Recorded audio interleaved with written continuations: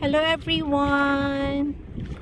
Nasa Barimbing tayo guys, dito lang sa San Manuel, sa lungsod ng Puerto Princesa. Jokes.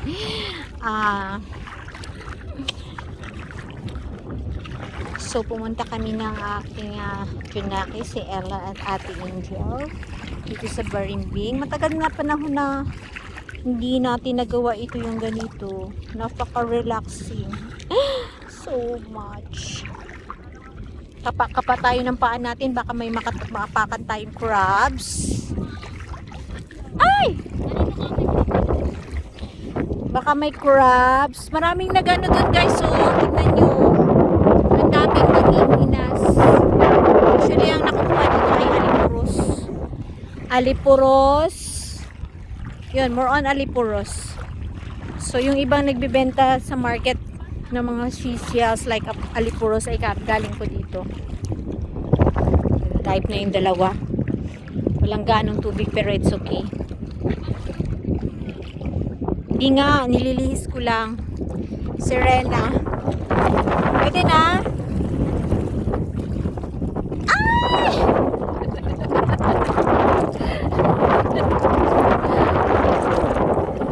Sarap.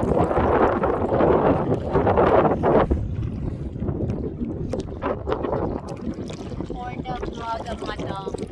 So mainit.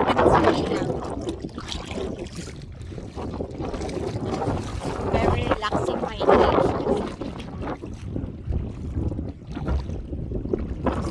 Priceless. Sabi nga nila priceless. Look at the sky. So maganda.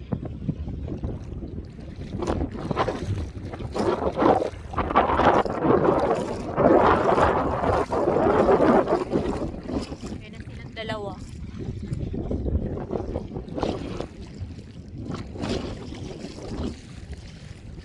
Ay! Lay!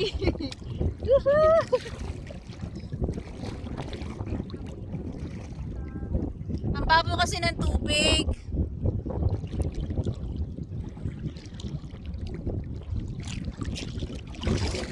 Iba rin talaga guys, so tubig sa pool compare sa tubig sa dagat. Syempre may benefits yung tubig sa dagat. Unang-una, malinis, especially dito sa Palawan, sa Puerto Princesa, yung ating karagatan ay talagang malinis, hindi siya exposed sa mga basura compare doon sa mga provinces na malalaki, yung mga developed talaga, may damo-damo, baka may crabs. Yung sa mga developed provinces na talagang syempre may mga pabrika, so kapag may pabrika, alam mo na may mga waste yun coming from the manufacturing na nila sa kanilang mga machine. So yeah, very relaxing. Oh, my plane! Parang bata natin. Yun po ang plane. Yan lang bandang airport natin. Approaching na po yung plane na yan. Dumadaan po yan siya dito. Papunta doon. Papunta sa Manila. Kung Cebu naman doon sa kabila. It's like a 3 degrees. Talagang, 3 degree talaga yung dagat. Bumalik, umikot. Guys, ang plane umiikot siya. Ang iba bisa bumabalik na siya. Siya makatingin malakas. Doon siya ikot sa Baywalk.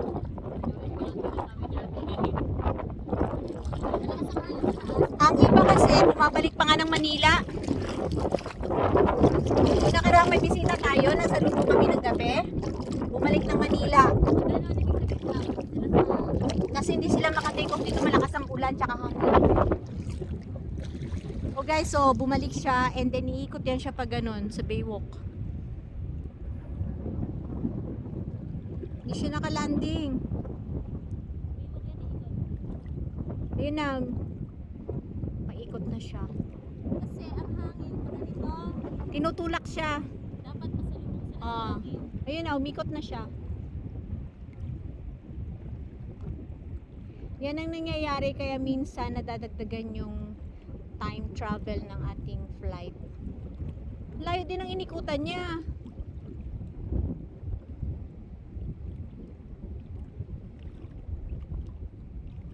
Basta nga kapag umikot doon yung ano, kasi makakita yung city. Ay oo, kitang-kita yan ng dagat. Ayun na.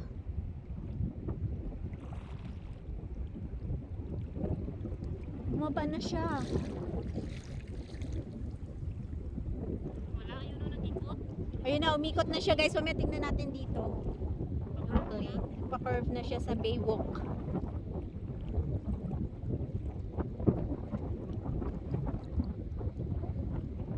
Kailangan against the wind sila.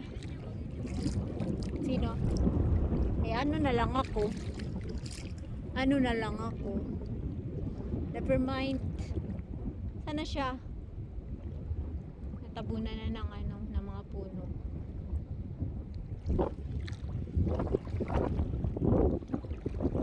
Mabuhangin. Ay, ibon. Hindi, parang siguro mabuhangin sa talakad. Dami na nilang nakuha siguro balde. Ay hindi na ang isda yung kanina laya, may balde. Talaga nag-aano sila. Yan sila.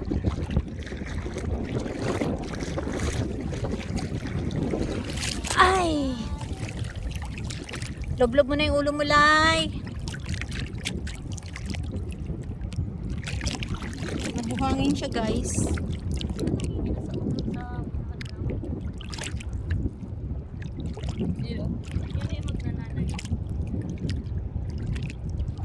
Siyempre, nadaanan na yan dito.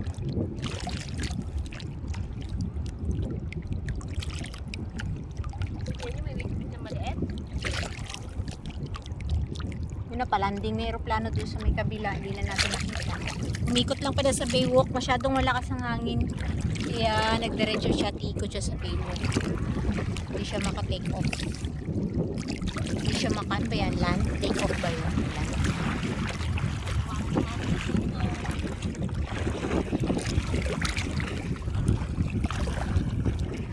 Ayun na yung dalawa.